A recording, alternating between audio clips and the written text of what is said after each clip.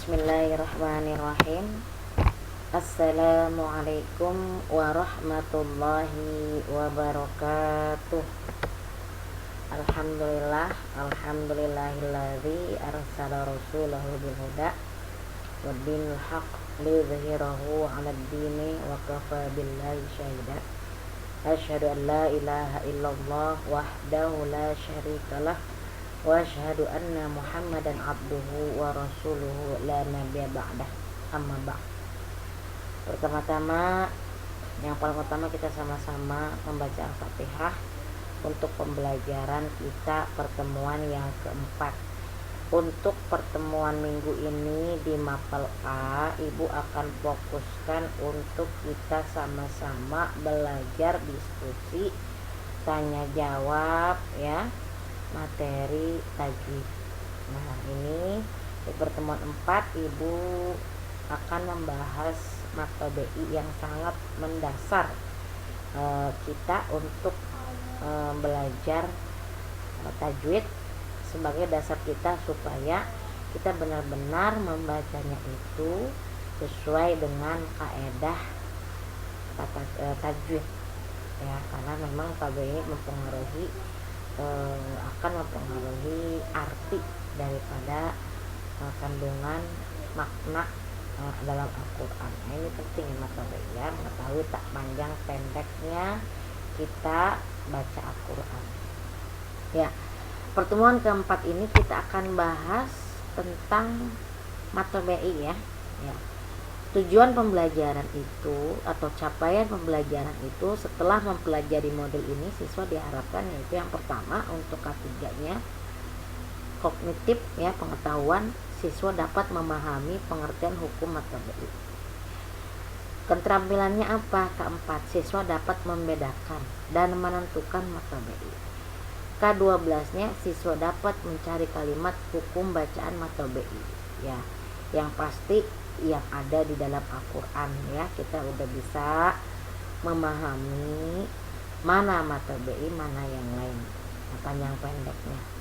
Kemudian materi belajar yang pertama, hukumnya apa sih kita mempelajari ilmu tajwid? Nah, hukum mempelajari ilmu tajwid ini adalah hukumnya fardu kifayah ya.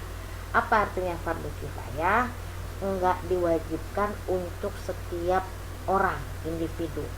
Hanya sebagian saja yang diwajibkan kita belajar tajwid, dan sebagian lagi mengajarkan, sebagian lagi belajar ya.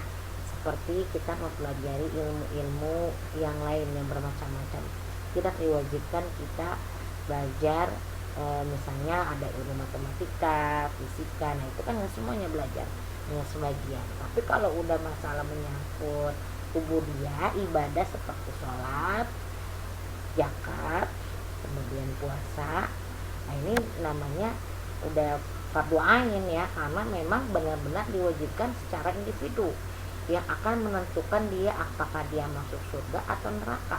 Tapi kalau fardu kifayah, haram hukumnya kalau tidak ada sama sekali yang belajar. Nah, itu berarti ada yang belajar, diwajibkan sebagian kita ikut belajar. Nah, ini namanya fardu kifayah. Nanti yang belajar mengajari yang tidak belajar. Kemudian untuk pengertian mata BI ya, jadi hukum dulu ya, mempelajari ilmu tajwid adalah fardu kifayah. Namun jika memahami ilmu tajwid, maka hukum mengamalkannya itu adalah fardu ain. Jadi kalau kita sudah paham tajwid, maka kita wajib untuk mengamalkannya. Kalau nggak mengamalkannya kita dosa. Kita udah tahu itu salah, tapi kita masa gunain ini bahaya, nggak boleh, dosa.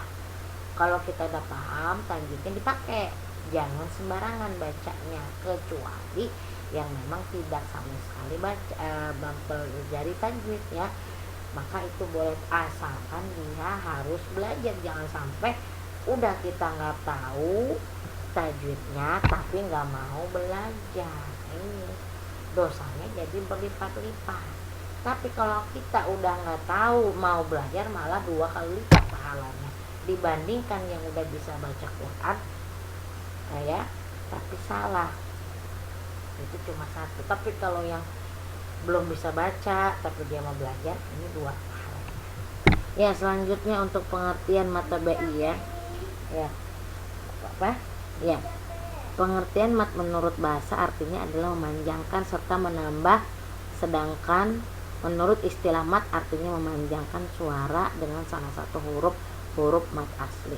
Huruf mat ini seperti yang dimaksudkan dalam definisi itu di atas adalah apa? Ada 3, yaitu alif, wawu, ya.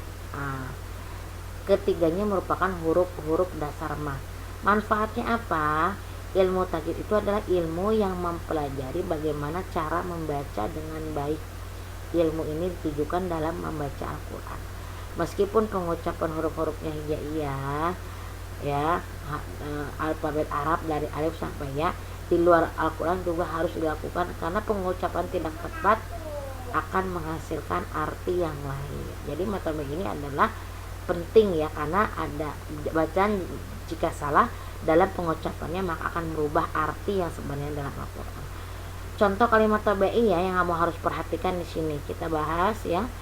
Kalau misalnya alif bertemu dengan sebelumnya ada fathah, kemudian ya itu sebelumnya kasroh, sesudahnya kasroh, kemudian wawu sesudahnya doma.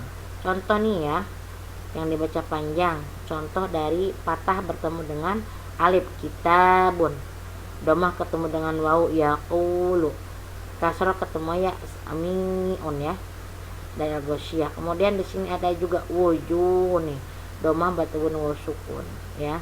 Kemudian la yusminul, la ini la itu patah ketemu alifnya, alifnya disambung sama lam.